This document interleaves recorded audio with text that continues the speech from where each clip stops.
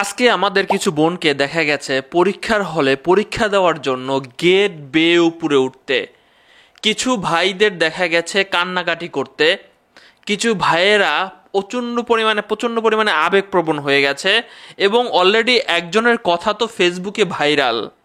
এটাই আমার শেষ বিসিএস। আমার কাছে পরিবারের অনেক প্রত্যাশা ছিল, কিন্তু এত প্রস্তুতি নিয়ে এসে পরীক্ষাটাই দিতে পারলাম না। জানি না এখন আমার কি করা উচিত। এই মুখ নিয়ে আমি বাসায় যাব কি করে? 1 মিনিটের জন্য সব শেষ। 1 মিনিট না, 2 মিনিট না, 10 মিনিট, সেটা পরের ব্যাপার। আজকে আপনাদের ভিডিওটা একটু শেয়ার করে দিবেন এবং একটু মতামত চাচ্ছি আপনাদের কাছে। দেখেন, 9:30 আজকে বিসিএস পরীক্ষা অনুষ্ঠিত হয়ে গেছে এবং বাংলাদেশের এটা একটা কি বলে সর্বোচ্চ পর্যায়ে বা একটা ভালো পরীক্ষা আর কি, এবং এখান থেকে অনেকেই অনেক কিছু হয়ে যায়। তো এখানে আজকে পরীক্ষা ছিল।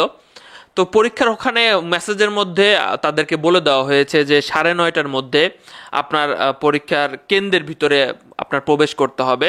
তো অনেকেই আসলে এই টাইমটা মেনটেন করতে পারে না। এটা শুধুমাত্র যে এই বছরই হচ্ছে ব্যাপারটা এমন নয়, প্রতি বছরই আমরা দেখি, যতই বলা হোক, যতবারই মেসেজে বলা হোক, তবুও কিছু মানুষজন বিভিন্ন কারণে হলে প্রবেশ করতে পারে না। অনেকে ঘড়ি পর্যন্ত নিয়ে যায় না, কারণ এটা খুব কড়াকড়ি পরীক্ষা হয়, ডিজিটাল ডিভাইস নিয়ে যাওয়া নিষেধ। অনেকে ঘড়ি নিয়ে যায় না, টাইমের হদিস থাকে না, ঠিক মতো জায়গায় পৌঁছাতে পারে না সঠিক টাইমে। এরপরে হচ্ছে 1-2 মিনিটের জন্য অনেকে দেখা যায় যে স্বপ্ন নষ্ট হয়ে যায়। যেমন এই মেয়েটার কথা যদি বলি, এই মেয়েটা নাকি এইবারই তার শেষ বিসিএস ছিল এবং সে যথেষ্ট প্রিপারেশন নিয়ে আসছে, তবে সে হলে প্রবেশ করতে পারলো না। এবং তার লাইফের কি হবে? দেখলাম মানুষজন কমেন্ট করেছে যে উনি যদি মেধাবী হয় অবশ্যই অন্য কিছুতে সে প্রতিষ্ঠিত হবে, কিন্তু মুহূর্তের মধ্যেই তার কি আর ঘুম ধরবে? জাস্ট ভাবেন তো, তার এই ভুলের কথা, 1-2 মিনিটের এই ভুলের কথা সে সারা জীবন ভুলতে পারবে? আশেপাশের মানুষজন তাকে কি বলবে? এখন আপনাদের কাছে যে প্রশ্নটা, সে প্রশ্নটা রেখে আমি কথাগুলো আগাবো, যে আপনাদের কাছে কি মনে হয় এই যে বিসিএস এর মতো পরীক্ষায় যেখানে নির্দেশনা দেওয়া আছে 9:30টার মধ্যে আপনি কেন্দ্রে প্রবেশ করতে হবে, এটার 1 মিনিট পরে আপনাকে আর প্রবেশ করতে দেওয়া হবে না, তো অনেকেই আছে যারা টাইমটা মেনটেন করে না, তো তাদেরকে আসলে ঢুকতে দেওয়া উচিত ছিল নাকি ঢুকতে না দেওয়া এটাই বেটার হয়েছে? কারণ তারা একটা কঠোরতা দেখাইছে, কারণ তারা একটা দৃষ্টান্ত দেখাইছে যে আমরা টাইম মেনটেন করি খুব ভালোভাবে। আমি এক জায়গায় ইন্টারভিউ দিয়ে, একটা সরকারি চাকরির ইন্টারভিউর জন্য নিচে দেখলাম যে অনেক মানুষজন দাঁড়িয়ে আছে। আমি চিন্তা করছিলাম যে এই গল্পটা একদিন করব, ঠিক আছে?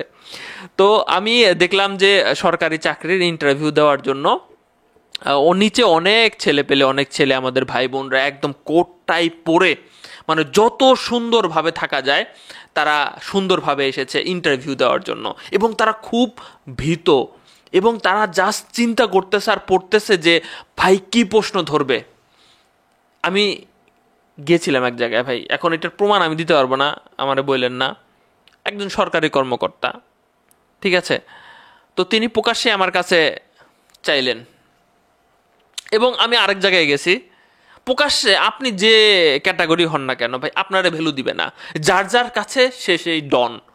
মানে আপনি থানাতে যাবেন, আপনি যদি একজন ব্যাংক কর্মকর্তা হন, ওই থানাতে গিয়া আপনি আপনার মূল্যটা পাবেন না, থানাতে উনি হিরো।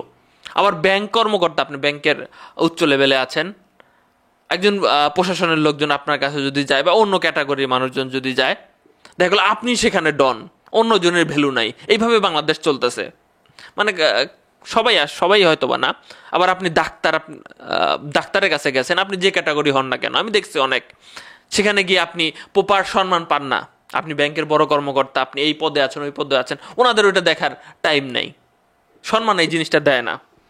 তো আমি দেখলাম যে ইন্টারভিউ দেওয়ার জন্য মানুষজন খুব সেজে গুজে আসছে।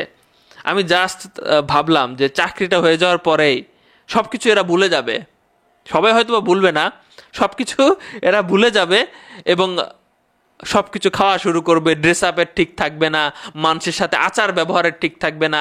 সেখানে তারা আলোচনা করছিল যে আমি ঢোকার সময় সালাম দিব, কাছে গিয়ে সালাম দিব নাকি একটু সামনে গিয়ে সালাম দিব, কত কিছু চিন্তা ভাবনা।